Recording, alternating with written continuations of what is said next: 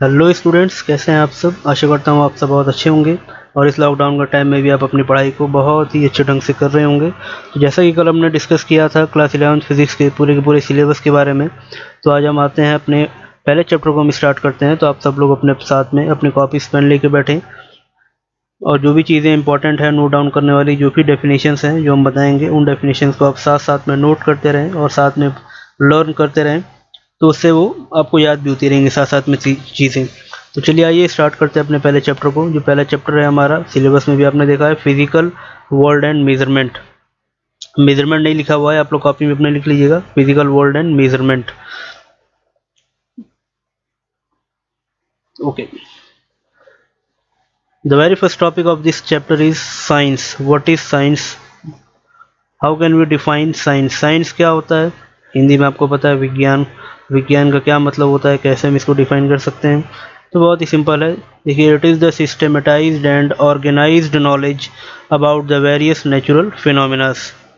यानी जितने भी नेचुरल फिनोमिनाज होते हैं हमारे डेली लाइफ में, जो नेचर हमें दिखाती है, सनराइज़ है, सनसेट है, तमाम चीज़ें, ठीक है, उन सभी नेचुरल फिनोमिनास के बारे में एक सिस्टमेटाइज्ड और ऑर्गेनाइज्ड नॉलेज को माने ज्ञान लेना, उन फिनोमिनास के बारे में ज्ञान लेना ही कहलाता है साइंस।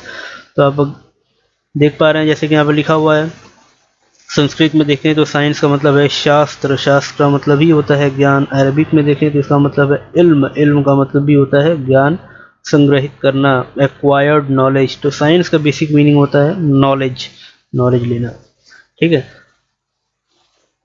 अब साइंस को हम कितने पार्ट्स में डिवाइड करते हैं, तो देखिए साइंस का बेसिकली जो डिवीज़न होता है वो 2 पार्ट्स में डिवीज़न होता है। तो पहला पार्ट है हमारा बायोलॉजिकल साइंस, दूसरा पार्ट है हमारा फिजिकल साइंस। यहाँ पे आप देखिए बायोलॉजिकल साइंस को, जिसको हम डेली लैंग्वेज में बायो भी कहते हैं, बायो जो हमारा सब्जेक्ट होता है। फिजिकल साइंस में 2 आते हैं, फिजिक्स और केमिस्ट्री, ठीक। तो इसको आप इस तरह से टेबल बना के नोट कर लीजिए अपने कॉपी में, biological science and physical science.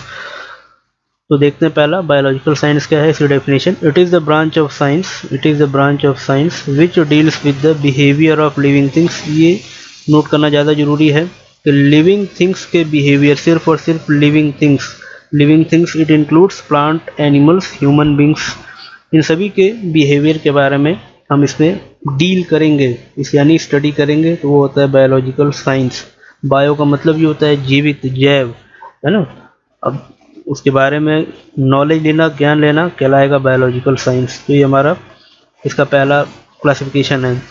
दूसरा जो फिजिकल साइंस का है उसमें है केमिस्ट्री। देखिए केमिस्ट्री का क्या मतलब होता है। केमिस्ट्री में सिंपली हम डील करते हैं कि सब्सटेंस के बारे में। देखिए अब लिखा है ना सब्सटेंस, सब्सटेंस का मन कोई भी चीज़ हो सकती है, कोई वस्तु हो सकती है। अब वो वस्तु कैसे मिल के बनी है, किन किन चीज़ों से मिल के बनी है, अगर उसको रिएक्ट कराया जाए या किसी और चीज़ से उसको जोड़ा जाए तो किस तरह से बिहेव करेगी, यानी कि उसका स्ट्रक्चर, उसका कंपोजिशन और चेंजेस, उसमें क्या क्या बदलाव आएंगे, इन सभी को पढ़ना कहलाता है केमिस्ट्री। उनके बारे में नॉलेज लेना कहलाता है केमिस्ट्री। बहुत सिंपल वे में एक्सप्लेन किया इसे, केमिस्ट्री नोट कर लीजिए आप इसको अपने कॉपी में। नेक्स्ट है हमारा जो फिजिकल साइंस का, वो है फिजिक्स, जो कि आपका मेन चैप्टर सब्जेक्ट भी है। अब फिजिक्स को कैसे डिफाइन करते हैं, it is the branch of science, यानी ये साइंस की एक ऐसी ब्रांच है which deals with the study of basic laws of nature. यहाँ से ये बहुत इंपॉर्टेंट लाइन है, basic laws of nature and their manifestation in various natural phenomena. इसको आप समझिए बहुत ही आराम से। यानी कि फिजिक्स साइंस की एक ऐसी ब्रांच है जिसमें हम नेचर के यानी कुदरत के लॉस के बारे में, नियमों के बारे में पढ़ते हैं और उन नियमों को किस तरह से नेचर में ही अप्लाई किया जाता है उसको पढ़ते हैं। तो बहुत सिंपल अगर हम इसको समझाएं आपको, तो जैसे आपने न्यूटन लॉ के बारे में पढ़ा है कि 3 प्रकार के हैं, न्यूटन के law, Newton first law, Newton second law, Newton third law. तो उन लॉ को हम नेचर में किस तरह से अप्लाई करते हैं, है ना। अपने फार्मूला पढ़े उनके और उन फार्मूलों को फिर हम अपने डेली रूटीन में, डेली लाइफ में, जैसे मोशन के जो फार्मूले हैं उनको हम अप्लाई करते हैं। कोई ऑब्जेक्ट चलता है तो उसकी वेलोसिटी कैलकुलेट करते हैं, उसकी एक्सेलरेशन कैलकुलेट करते हैं, यानी कि हमने उन लॉ को सीधा ले जाके फिट कर दिया अपने फिनोमेनास में। तो ये एक सिंपल इसकी डेफिनेशन है, it is the branch of science which deals with the study of basic law of nature and their manifestation का मतलब होता है अप्लाई करना, नेचर में उस लॉ को अप्लाई कर देना। क्लियर। अब इस वर्ड को, यानी जो फिजिक्स वर्ड है, इसको सबसे पहले किसने इंट्रोड्यूस किया था? तो ये साइंटिस्ट का एक नाम आता है एरिस्टोटल ने फिजिक्स वर्ड को सबसे पहले इंट्रोड्यूस किया था। कब किया था? 350 बिफोर क्राइस्ट। एरिस्टोटल ने इसको वर्ड को सबसे पहले इंट्रोड्यूस किया 350 बिफोर क्राइस्ट। इसको भी आप नोट कर लें अपने कॉपी में।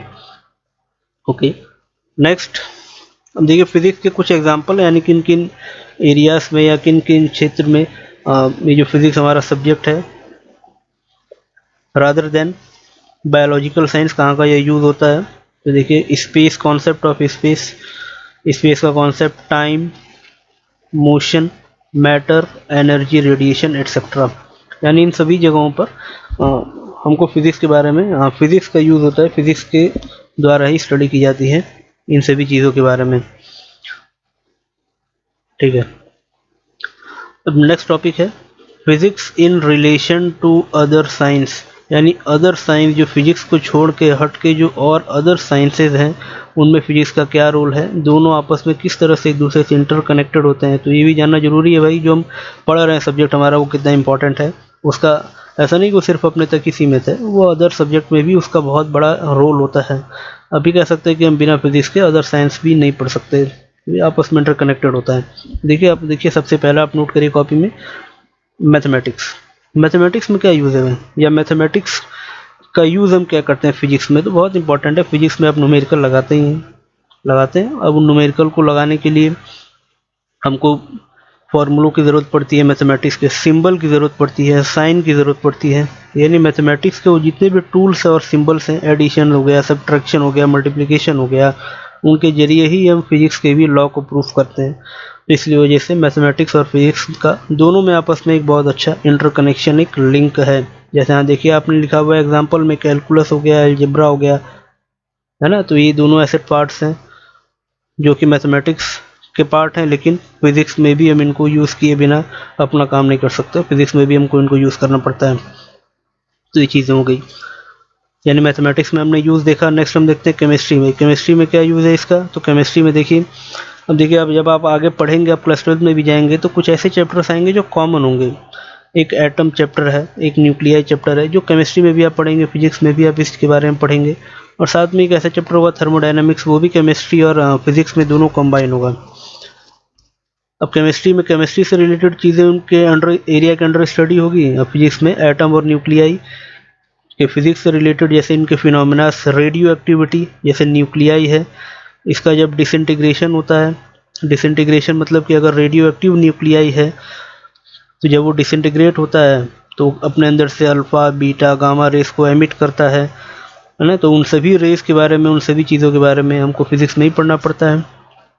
तो ये चीज़ें हैं केमिस्ट्री में, इस तरह से यूज़ किया जाता है फिजिक्स का। तीसरा है बायोलॉजिकल साइंस। देखिए बायोलॉजिकल साइंस में भी बहुत इंपॉर्टेंट रोल होता है, ऐसा नहीं कि बायो तो फिजिक्स का यूज़ नहीं है, बहुत ज़्यादा इंपॉर्टेंट रोल है। आप सब अभी क्लास 10th में करके आ रहे होंगे लैब प्रैक्टिकल में माइक्रोस्कोप वाला एक्सपेरिमेंट, जिसमें ओनियन पील से आपने देखा था सेल स्ट्रक्चर को। तो भाई वो माइक्रोस्कोप जो बनता है, वो माइक्रोस्कोप कैसे बनता है? माइक्रोस्कोप एक तरह का ऑप्टिकल डिवाइस है जो कि लाइट के द्वारा काम करता है। अब लाइट जो टॉपिक है वो हमारा फिजिक्स के अंदर आता है, और माइक्रोस्कोप को एक्सप्लेन जब हम करेंगे, या माइक्रोस्कोप के बारे में भी आप पढ़ेंगे क्लास 12th में कि पूरा माइक्रोस्कोप की वर्किंग क्या है, प्रिंसिपल क्या है, कौन कौन से फॉर्मूले हैं माइक्रोस्कोप में, किस तरह से फोकल लेंथ को कैलकुलेट किया जाता है, वो सब फिजिक्स का टॉपिक है। तो फिजिक्स के द्वारा वो डिवाइस को हम एक्सप्लेन करते हैं, लेकिन उसका एप्लीकेशन, उसका इस्तेमाल हम बायो में भी करते हैं। देखिए आपने लिखा है ना, optical microscope are extensively used in the study of biology in order to study the structure of cell, यानी सेल के स्ट्रक्चर को स्टडी करने के लिए हमको माइक्रोस्कोप की ज़रूरत पड़ती है। और माइक्रोस्कोप जो है वो फिजिक्स के अंडर में आता है, उसकी सारे प्रिंसिपल ऑफ वर्किंग्स वगैरह। तो नेक्स्ट 3 आपने देख लिया बायोलॉजी तक। नेक्स्ट है जियोलॉजी। जियो का मतलब होता है अर्थ, लॉजी का मतलब होता है स्टडी, यानी अर्थ की स्टडी करना। जियो, अब अर्थ की स्टडी करने में आ जाएगी। अब जियो से यानी ज़मीन से रिलेटेड चीज़ें, जैसे सॉइल हो गई, मिट्टी हो गई, या पहाड़ हम देखते हैं, पर्वत देखते हैं, रॉक्स, चट्टानें होती हैं, है ना। तो अब उन रॉक्स अब क्या है कि आर्कियोलॉजिकल डिपार्टमेंट होता है, हमारे इंडिया में भी है आर्कियोलॉजिकल डिपार्टमेंट, जिसका काम क्या होता है, पुराने जो प्राचीन चट्टानें हैं या प्राचीन चीज़ें जो ज़मीन से खुदाई वगैरह में हमको मिलती है, तो उनमें हम फिज़िक्स अप्लाई करते हैं। अप्लाई करने के बाद हम पता करते हैं कि उनकी एज क्या है, उसको कार्बन डेटिंग कहते हैं। कार्बन के जो कंपाउंड्स हैं उनको डेट करके ये मालूम किया जाता है कि उनकी एज क्या है, यानी वो कितने पुराने हैं। तो ये जियोलॉजी है। तो जियोलॉजी में इस तरह से हम फिज़िक्स का यूज़ करते हैं। ओके, नेक्स्ट है सिस्मोलॉजी। सिस्मिक वर्ड का मतलब, ये वर्ड कहीं भी आए तो आप इसको सिंपल आप जान लीजिए अर्थक्वेक, यानी अर्थक्वेक को पता करना, अर्थक्वेक का एपिसेंटर कहाँ पर है, ठीक है, उसका फॉल्ट जोन कहाँ पर है, ये सारी चीज़ें हम फिज़िक्स के द्वारा उसको हम पता करते हैं। यानी सिस्मोलॉजी भी हमारा एक फिज़िक्स का एक पार्ट है। नेक्स्ट है मीटरोलॉजी। मीटरोलॉजी का मतलब है, जैसे मौसम विभाग है हमारा, भाई मौसम विभाग हमको जानकारी दे देता है पूरी ना, कि आज का मौसम ख़राब होने वाला है, आज बारिश होने वाली है। तो यानी वेदर को फोरकास्ट करना, या प्रेशर, तापमान भी अब देख पाते हैं अपने मोबाइल फ़ोन में, टेम्परेचर बता देता है कि आज कितना टेम्परेचर है। तो यानी टेम्परेचर हो गया, वेदर हो गया, ये सब मेट्रोलॉजी में आता है, ये भी एक फिजिक्स का पार्ट है। तो यानी आपने देखा कि फिजिक्स का अदर ब्रांचेस में क्या क्या यूज़ है। बायोलॉजिकल साइंस देख लिया, जियोलॉजी देख लिया आपने, सिस्मोलॉजी देख लिया, ये देख लिया, तो ये टॉपिक ही आपका कंप्लीट हो गया। तो आज के लिए इतना रहने देते हैं, बाकी मिलते हैं आपसे नेक्स्ट वीडियो में। तब तक आप इसको पढ़ लीजिए, समझ लीजिए, अच्छे से रिवाइज कर लीजिए। ओके, मिलते हैं नेक्स्ट वीडियो में। Okay, bye bye, take care.